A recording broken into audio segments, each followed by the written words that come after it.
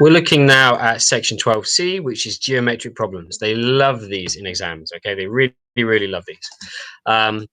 A, B, C, and D are these points. Find A to B and D to C in this form. Okay, now I really have no idea what this looks like, okay?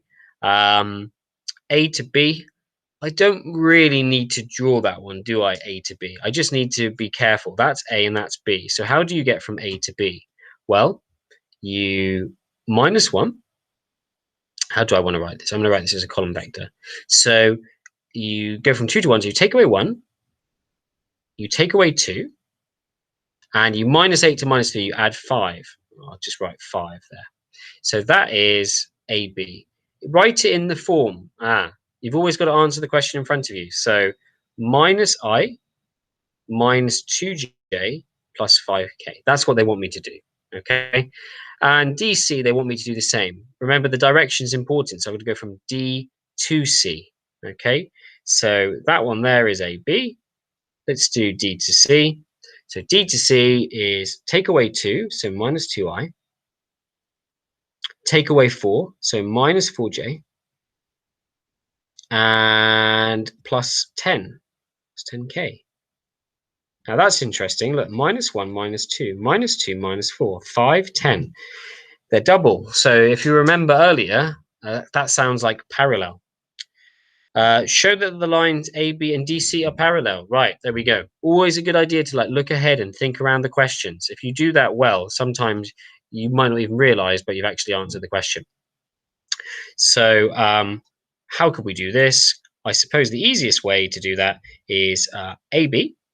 I'm going to write it back in column form again. So minus 1, minus 2, 5 is some multiple of minus 2r, sorry, minus 2, I shouldn't mix my notation, minus 2, minus 4, and 10. Well, is there a number that makes that relationship hold true? Yes, so lambda equals a half. Now, you might have been thinking about drawing that the other way around and saying lambda equals 2. That's also correct. What's important here is that you show that one is a multiple of the other, okay? Hence, describe this quadrilateral. Well, it's got a vector, and then it's got a parallel vector, like this, and you've got to connect the points, haven't you? Because it's a quadrilateral, so it's a trapezium, okay? You might say, how do I know it looks like that? I don't know that it looks like that, but that's still a trapezium, okay? So that's why I've said trapezium there. Last one then, over here, before you have a go? Yes, before you have a go. P, Q, and R are these points, right? I can see what's going to happen here. So one thing that's never really talked about that much is when you draw a diagram, you do things alphabetically, okay? So you say like P, Q, R, S. That's going to be quite important for this question, okay? So P, Q, R, S. Again, I don't know that it looks like that, but P, Q, R could look something like this, P, Q, R. Find the coordinates of the point S. Yeah, I don't know where S is, so that it forms a parallelogram. Okay, well, let's do this a little bit neater. So P, Q, R. So if I want a parallelogram, S has to be there, right? That's what that would have to look like. So what is true in a parallelogram? Well, whatever you do to get from P to Q is equal to R to S, right? Or I suppose you could do it. There's lots of ways you could do this. Whatever you do to get from P to S must be the same as Q to R. All of these statements are true. I think I'm going to use the second one. So let's have a look at Q to R, because Q to R will be the same as P to S. And then what I'll do is I will go from the origin, because the origin's over here somewhere. I'll go from the origin to P, so I'll go that way. And then I will do that one there, and that will give me the coordinate. Okay, so QR, PQR. QR is 1, 5, 7. So QR is 1, 5, 7. Yeah. Okay. And QR is the same as PS. So I'm going to do that one there. What's OP? Well, OP, you can kind of, these are coordinates, so you can see it already. It's 4 minus 9 minus 3. And adding them together will go here and then here. Why does it work? It works because this is the same as this. So by working out this one over here, I can use that movement over here instead.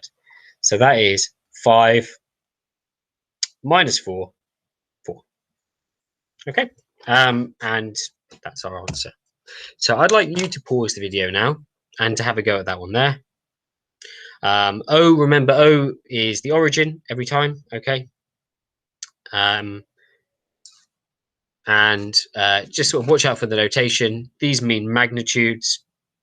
If you're describing a quadrilateral, you need to look out for like distances being the same or parallel and things like this. So pause the video and have a go. Okay, let's take a look then. So you should be able to work out these ones here fairly quickly. These are position vectors. So that means this thing here, that is already the same as OA.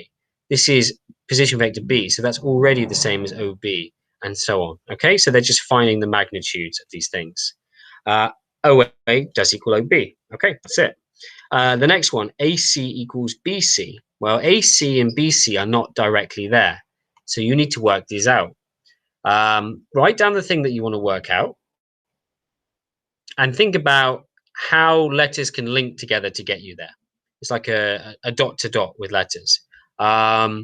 It's normally easier if you start with, in fact, the origin and the letter that you end up at. It's easier to do this, I think. So how could you get from O to C, also using this vector here? Well, you could do O to A, and then you could add on A to C. And now it's easier to see where this comes from. So if you rearrange, A to C is equal to O to C minus O to A. Okay, and you can work it out that way. This is very, very underrated, and I see lots of people dropping marks in exams that they shouldn't drop. Just write out the letters. Do like a dot to dot with the letters. It's so much easier, okay? You'll get method marks. You'll be more accurate. This is the way to go. So AC, we can get it that way. Then we find the magnitude, okay? BC, how would I find BC? Well, include origin, O to B, and what do I want? BC. Is it BC that I want? So we end up at C. So OC must be equal to, hang on a second, what am I trying to work out? I want to include these letters. So OB plus BC, okay? And then you can rearrange. That's the way to work out the second one here. If you do this, you'll end up with these two lines should be the same as each other, okay? However, these two lines, these are the other two lines in the shape that are the same. So how do you have two pairs of sides that are the same? Well, it's like this. That's your 9 and your 9. That's your root 581 and your root 581. So it makes a kite. You could try to play around with other combinations, I suppose, but it shouldn't work. So that's how we know it must be a kite. And I think we will pause and we will put this one in its own video comparing coefficients.